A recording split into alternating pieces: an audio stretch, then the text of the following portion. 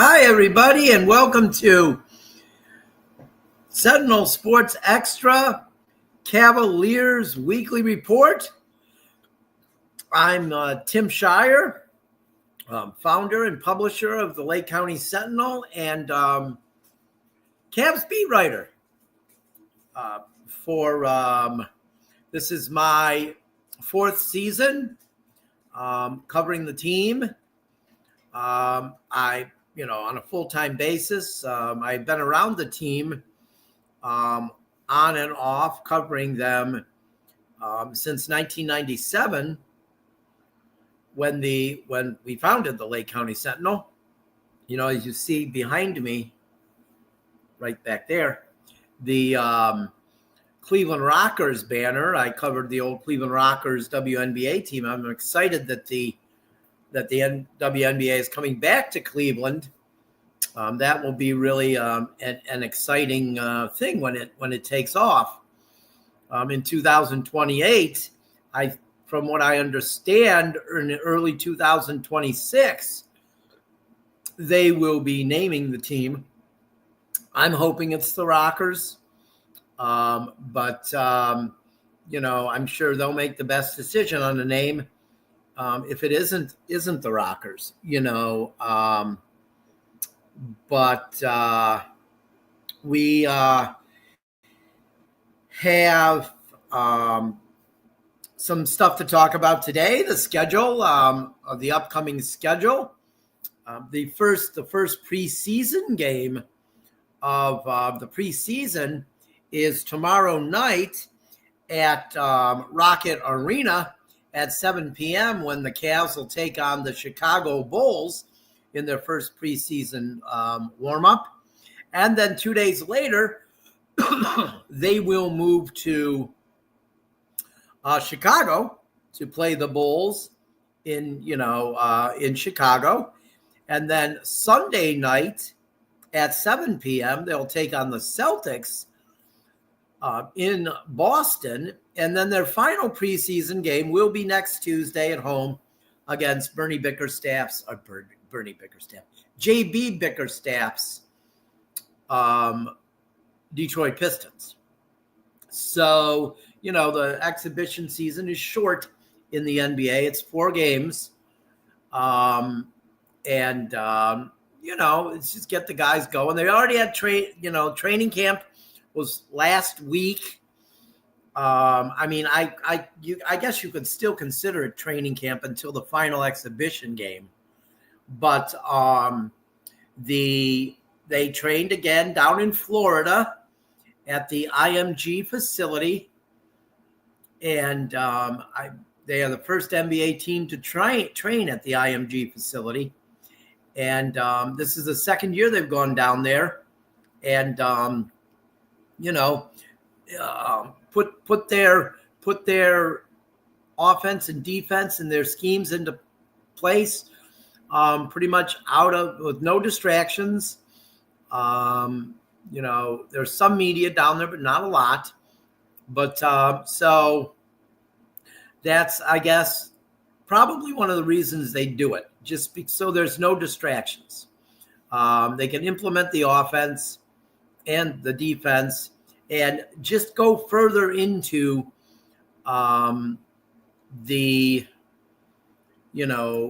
what is the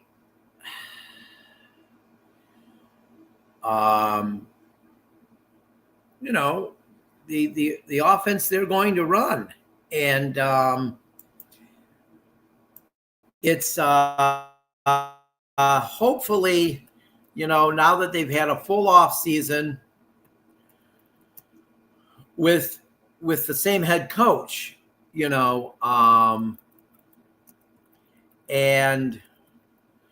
it's been, over a year now since they hired Atkinson. Last year, he was busy with the Olympic team and he coached the French Olympic team. So he was going back and forth. He really had a lot going on, but this summer he fully could focus on the Cavs. And I think that's going to help in the end. This team, we know they're not far away, They didn't play well in the playoffs last year after the first round. Got knocked out in the second round, which was a big, huge, really a bitter disappointment. So hopefully this year, they get back on track and they're able to the ultimate goal, the NBA Finals at Media Day. None of them wanted to come out and say that was the goal, but we know that's the goal. Winning the championship. This is a great roster. This is a great roster. 3 superstars: Darius Garland, Evan Mobley, and Donovan Mitchell, and Jared Allen. So the big 4 on this team, I don't want to call them the core 4 because that reminds me of the 90s Yankees, and I don't like them. So I'm not going to refer to them as the core 4. I'm going to refer to them as the big 4. And then the bench, and, whoever's the 5th starter, and I suspect that it's going to be DeAndre Hunter to start the season since Max Strus is out. But, the bench is loaded. It's even more loaded than last year with the additions of Thomas Bryant and Lonzo Ball. So that brings me to the roster. We could discuss the roster here. We'll talk about the roster. We'll go down and we'll just name everyone. It's an we'll do it in alphabetical order. And I'll say, of course, if they're going to make the team. Some I don't have to say they're going to make the team because we know they will. But we have, of course, Jared Allen, center. He's entering his 9th season already in the NBA. He's 27, be 28 by the time the season ends. The 6'11" product out of Texas, who played in every game last year. And then Lonzo Ball, who they acquired from the Chicago Bulls when they sent Isaac Okoro to the Bulls. I think that, Ball's defense is really good, and he is better offensively than Okoro. So I think it was a good trade for the Cavs. He's 6'6", 205 pounds, out of UCLA. This will be his 7th season. And he will be 28 on the 27th of this month. So then we have Thomas Bryant, who they signed as a free agent from he graduated from Indiana. He played for the Pacers last year, 6'10", 255, center. He's also in his 9th season. That's a huge addition because let's face it, Thomas Bryant was one of the guys that bullied the Cavs in the playoffs last year. So this is an addition. This is a welcome addition for the Cavaliers. Another physical presence under the basket. And I think he's really going to help. So they have a legitimate person to back up Jared Allen, legitimate big man to back up Jared Allen. And, if a guy needs a rest here or there for a game, Brian can step in. I mean, this is a very big addition to this team. And then we have Tristan Enaruna. He is the rookie from the Netherlands, Cleveland State. He's 6'8", 220, forward. I could see G League. And then Darius Garland, of course, 6'1", 186, 7th season out of Vanderbilt. He wants to get back for the beginning of the season. That's what he said at Media Day, but he really didn't want to talk about the injury. And I can't blame him for that. You want to be positive going into the season. So I know how cautious they are, and I would say that Darius Garland will not start the season. He'll probably miss some games, but I don't think it's going to be that long. And then you got Killian Hayes. They signed him as a free agent. 6'5" guard out of Germany and France. So I also think he's going to be a G League player for the team. We'll see, though. But then you got DeAndre Hunter, 6'8", 221, swingman type guy who hits threes consistently out of Virginia. This is his 7th season. And then we have Sam Merrill. Merrill now in his 9th year already. Got that nice deal with the Cavs last year, 6'3", 215. Oh, no, 6'4", 205 out of Utah State. He's in his 6th season. I'm sorry. I was looking at Donovan Mitchell. So then we got Donovan Mitchell, 6'3", 215, 9th season out of Louisville. These guys, they want to win a championship. They do. They're not going to come right out and say it, but that's what their goal is. And so I just think that's what they're looking forward to. That's what they want to get. They want the championship this year.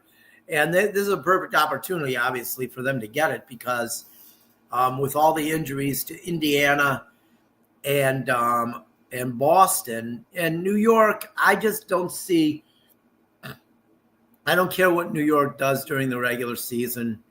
I don't think they're as good.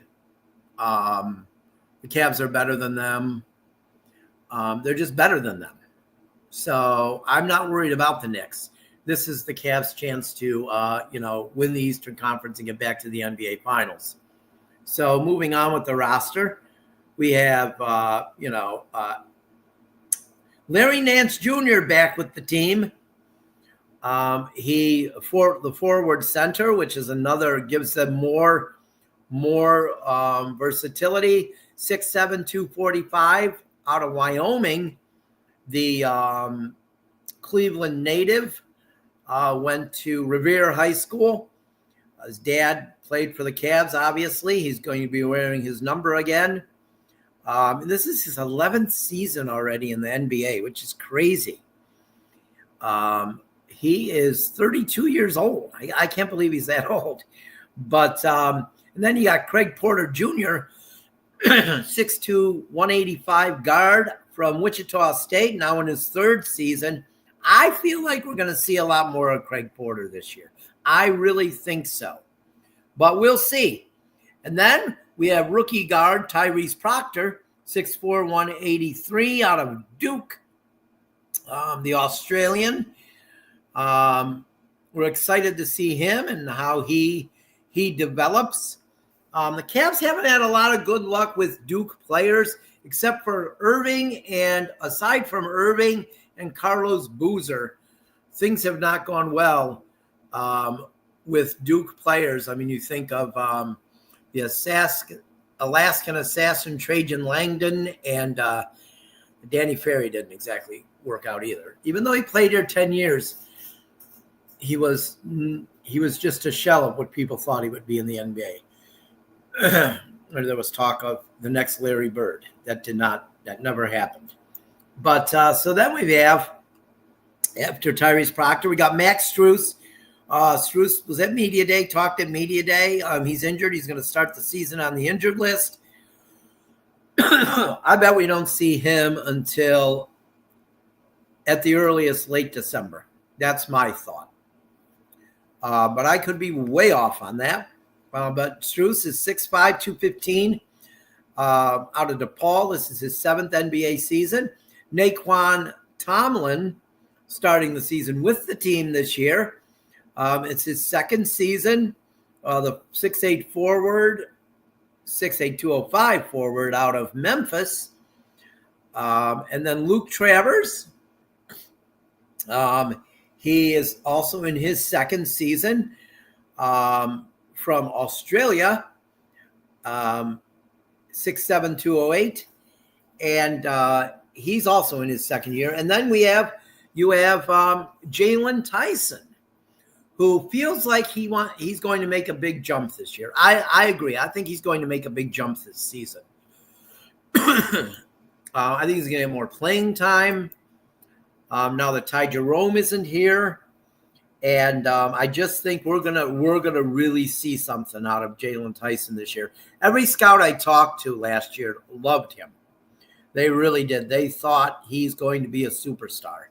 So, and then you got the 6'9", 219 forward Dean Wade out of Kansas State for his 7th season. And, that's pretty much the roster. That's the training camp roster. There's some other guys that I didn't mention. I don't believe will make the team. They'll probably be assigned to the G League. But we'll see some of them tomorrow night in this exhibition game against the Bulls. Even though it's a preseason game, it will be interesting to see the response to Isaac Okoro tomorrow night when he's introduced by the crowd at Rocket Arena. But we'll have our pregame reports and our post-game reports after each game this year. Not exactly sure how we're going to do the post-game. It might be immediately after the game. And then, but we'll figure that all out. And then we will, or it might be a half hour, 45 minutes after the game. We're going to figure that out tomorrow night. That's what the preseason's for. Everybody to get to where they want to be when the season begins. So I just wanted to get on with you today. We're going to be on every week at 3 o'clock, Monday at 3 with the Cavs Weekly Report, as we did with the Guardians. We'll do the Cavs Weekly Report. And then, if there's ever a game at 3, I do believe they play. Let me look at the schedule here, see if I can get it. I believe that they are home on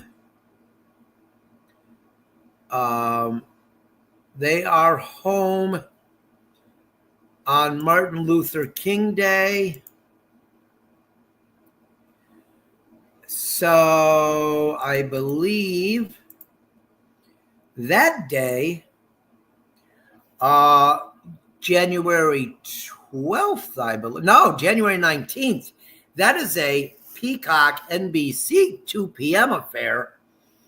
So we will have the weekly show that week, probably an hour earlier or 2 hours earlier, probably at maybe 1 o'clock, maybe even 12 o'clock, because the arena starts to get loud about an hour before. So that week we'll probably have the show earlier, probably right when I get to the arena to cover the game. So somewhere around 12, I would think.